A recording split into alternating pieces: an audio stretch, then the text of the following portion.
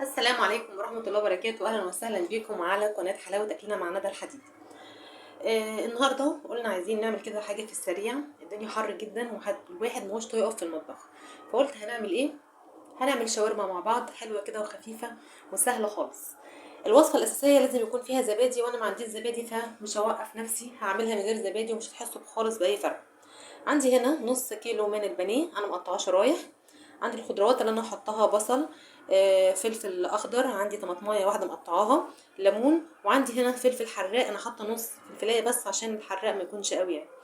عندي هنا بقدونس، صويا صوص، معلقه كاتشب واحده، معلقتين من الخل، توم فرماه. عندي البهارات زعتر، حبهان، بابريكا، بهارات، فلفل اسود، شطه، نص معلقه من السكر، وعندي هنا الملح.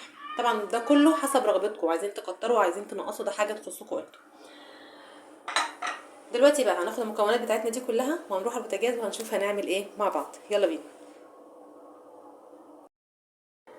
انا هنا دلوقتي حاطه طاسه على النار وحاطه فيها 3 معالق او 4 معالق من الزيت، مش مكتره. لازم تسخن جدا الطاسه بتاعتي علشان خاطر لما اجي احط الفراخ ما تنزليش ميتها، خلاص تبقى ناشفه كده وما تاكليها تلاقيها مش حلوه. المهم تبقى سخنه قوي. دلوقتي انا كده هي كده تمام. هجيب الفراخ بتاعتنا، انا هجرب في واحده كده كده تمام اهو. هبتدي بقى احط الكميه كلها، ما انزلش حبه حبه كده، ما انزلش مره واحده.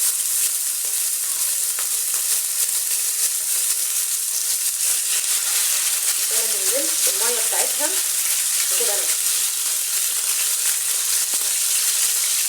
حبه حبه كده تاخد سخونيه الطاسه، وبعد كده انزل باللي بعده.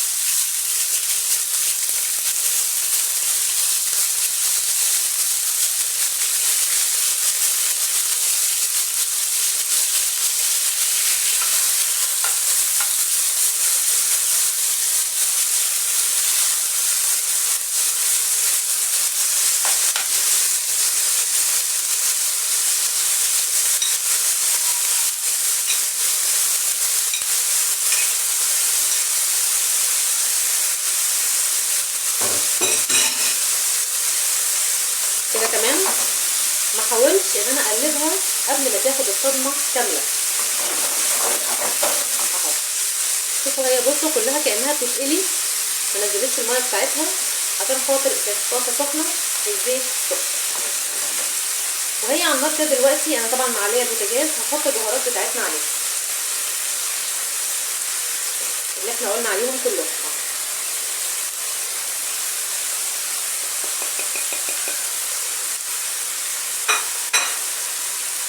دلوقتي بقى ممكن ان انا اقلب الفراخ بتاعتي.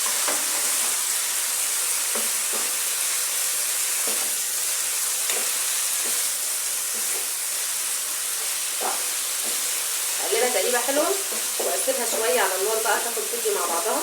مش هحط الخضار دلوقتي علشان لو حطيت الخضار دلوقتي وسبت بقى الفراخ بتاعتي تستوي هلاقي الفراخ استوت والخضار بتاعي خلاص دبل، مبقاش فيه القرشه اللي احنا عايزينها. خلاص انا هسيبها دلوقتي على النار تاخد سوا شويه وبعد كده ابتدي احط الخضار بتاعنا.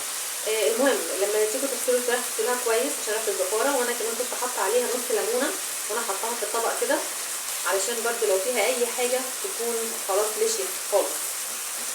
الفراخ بالذات لو حد شم فيها ريحه زفاره النفس ما تحبش تاكلها، فعشان كده لازم تتغسل كويس. ويا ريت لما تيجوا تغسلوا الفراخ تبقى في حدود الحوض، يعني ما تحاوليش تفتحي الميه قوي وتفرطشي في كل حته على الحوض، لان الفراخ فيها بكتيريا اسمها سالمونيلا، دي ما بتبقاش بتموت، يعني ما بتموتش. ممكن بعد ما تخلصي نضفتي ممكن يبقى في واحده كده ولا كده وتتوغل بقى وتجيب امراض مش كويسه. يا ريت تبقى في حدود الحوض اللي انت واقفه فيه، ما تحاوليش تبعتري الميه وانت بتغسلي الفراخ. هسيبها دلوقتي شويه وارجع لكم تاني. انا كده خلاص الفراخ بتاعتي خلاص دخلت على سوا شويه. هحط لها بقى بقيه المكونات اللي عندي. صويا صوص والكاتشب، هي معلقه صغيره بس من الكاتشب. وبعد كده اقلب اهو تقليبه صغيره كده. وبعد كده انزل بالخضار بتاعنا، الخضار بتاعنا كله هنزل بيه على الليمون بس كمان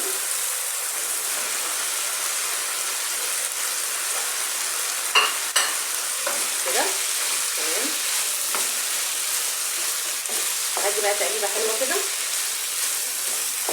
كل اللي عندي ده، هسيبها على النار شويه. انا مش عايزه الخضار بتاعي يستوي، انا عايزاه يدبل مش اكتر، دبلان بسيط بس كده انتوا شايفين. طيب بالنسبه للبقدونس، البقدونس عمري ما هحطه دلوقتي، البقدونس مش هحطه الا لما اشيل الشاورما بتاعتي من على النار خالص وانا رايحه اعمل السندوتشات معاها. كده اهو الريحه مش عايزه اقول لكم جميله جدا. بس كده والشكل طبعا يتحدث عن نفسه، الالوان تحفه والطعم هيبقى تحفه. بصوا بقى اعمل هنا حركه، هنفضي الحته اللي في النص كده خلاص واسيبها تسخن شويه. تمام، الطاسه خلاص كده تقريبا سخنت السخونيه اللي انا عايزاها. هحاول بس كده انزل شويه زيت، انا مش عايزه احط زيت بزياده عشان ما تبقاش دسمه. اهو احط الثوم بتاعي في النص، خلوا بالكم من الحركه دي. هنزل الثوم ونسيبه بس يعني ايه شويه ياخد لون. انا عايزه انزل عليها شويه زيت اهو.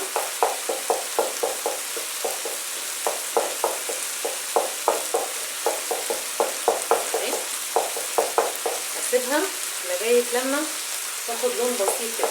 طبعا الريحه مش عايزه اقول لكم عليها بجد يعني، ولا كانك معديه كده من جنب محل بتاع شاورما وحاجات دي. تعملي حاجه لاولادك في البيت نظيفه وحلوه، ما تخليهمش يشتاقوا ان هم يروحوا ياكلوا من بره، عشان هو النتيجه هيها في البيت. اهو خلاص ابتدت اهي ريحه التومه تطلع، انا شامه ريحه التومه تطلع اهي خلاص. اهو هجيب الثوم بتاعي، هجيب الخل. خلي بالكم من الحركه دي، انا هحط معلقتين الخل وهغطي على الفراخ بتاعتنا. خلاص ليه؟ عشان الخل دلوقتي هياخد طعم الثوم مع الخل وكله هيبقى طعم واحد في الطاسه. وهي مقفوله هحاول انزل الشاورما بتاعتي كلها تاخد من بعضها وتدي. خلاص كده تمام. اشيل بقى اهو زي ما انتم شايفين كده، ريحه جباره.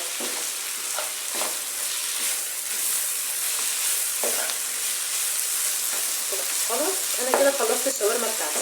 البقدونس حالا هحطه واحنا بنعمل مع بعض الساندوتشات. خلاص انا كده تمام. تعالوا بقى بينا ناخد الشاورما بتاعتنا دي ونروح نشوف هنعمل فيها ايه. دلوقتي خلاص الشاورما بتاعتنا جبناها قدامكم، الوانها حلوه وشكلها يفتح النفس. اخر بقى حاجه هنعملها في الشاورما عشان طعمها يبقى حلو، اول حاجه هناخد حبه من البقدونس. البقدونس اوعي تحطيه هو على النار هيدبل. وبعد كده ايه كمان، نص ليمونه. انا بحطهاش على النار، انا بحطها في الاخر، بتدي مزازه طعمها حلو جدا للشاورما بتاعتنا. شويه تريكات صغيره بس بتفرق جدا في الطعم. بعد كده هقلبها تقليبه حلوه اهو، ونشوف بقى هنعمل السندوتشات بتاعتنا ازاي. انا عندي هنا الشاورما، عندي هنا عامله البينك صوص اللي هو مايونيز على كاتشب، عندي طحينه، عندي هنا زيتون مخلل، شويه سلطه خضراء، ومعايا هنا محمره بطاطس. تمام، يلا بينا بقى نشوف هنعمل السندوتش بتاعنا ازاي. يلا بينا. بصي بقى الرغيف عندي اهو، شوفوا بقى هعمل ايه فيه. انا عايزاه يبقى محمل عشان يقدر يشيل كل اللي انا هحطه. خلاص هعمل الرغيف لجوه كده، يعني هعمله زي نص رغيف لجوه. تمام زي ما انتم شايفين كده. تمام، بعد كده هحط الشاورما بتاعتي. حطي بقى الكميه اللي تعجبك، حطي الكميه اللي انت عايزاها، عايزه تكتري عايزه تقللي براحتك خالص، حسب بقى ذوقك انت. اهو تمام اهو. بعد كده هحط ايه؟ هحط شويه من البينك صوص. ولا احلى سندوتش هتشتريه من بره، وصدقيني ده طعمه هيبقى اطعم كتير. شويه من سلطه الطحينه، ممكن تحطي معاها بقى يعني كده زيتون كده اخضر او اسود براحتك خالص، وبعد كده رشه من البقدونس فوقيه. بقى احلى سندوتش هتدوقيه، واحلى من بتاع بره بمراحل. خلاص ده اول سندوتش معانا. طب هنشوف السندوتش التاني. هجيب برضو رغيف اهو، وبرضو هعمله كده زي نص رغيف زي ما انت شايفه كده. طب انا المره دي مش هعمل شاورما، انا عايزه اعمل بطاطس محمره اهو. هجيب البطاطس بتاعتي جنب اهي، ونص رغيف زي ما احنا قلنا نحمله لجوه كده عشان يقدر يشيل اللي احنا هنحطه. وكتري بقى في البطاطس يا انا السندوتش ده يعني انا بالنسبه لي تحفه. هحط طبعا عليه شويه سلطه طحينه اهي. يا سلام يا سلام اهو. تمام. وبعد كده بقى ايه؟ شويه سلطه. البطاطس بتحب السلطه اهو. الله الله الله اهو كده. تمام. وطبعا عليها برضو زيتونتين كده من فوق ما يضرش، وبعد كده عليهم شويه من البينك صوص اهو. ايه رايكم بقى؟ وادي السندوتش التاني. انا هعمل الكميه كلها وارجع لكم تاني. انا كده خلاص خلصت التقديم بتاعي. بصوا المنظر حلو جدا. انا هنا عملت ايه؟ انا عندي هنا الكابوتشي، حطيت فيه سلطه، شويه سلطه زي ما انت شايفه كده، وقدمت معاه البينك صوص، وقدمت معاه سلطه الطحينه. والسندوتشات بتاعتي اهي، حاجه تفتح النفس من الاخر. لما تيجي تعملي الطبق لابنك او لاولادك اعمليه بالمنظر ده، افتحي نفسهم على الاكل. طبعا انا مش كل مره هكرر لكم، يا ريت اللايكات والتعليقات وشير طبعا اللي تعرفوهم، وقولوا لي ايه رايكم في الخارجي، عشان لو عايزين خارجي تاني اعمل زي ما كنت كده في المحل بتاع الخضار. قولي رايكم ايه فيه، عشان لو عايزين حاجه زي كده نعمل تاني حاجه زي كده. وطبعا شكرا لكل الكومنتات اللي بتجيني والتعليقات الحلوه، شكرا قوي ليكم يا جماعه. واشوفكم المره الجايه ان شاء الله على خير في وصفه جديده من وصفات حلاوه اكلنا ندى الحديدي. سلام.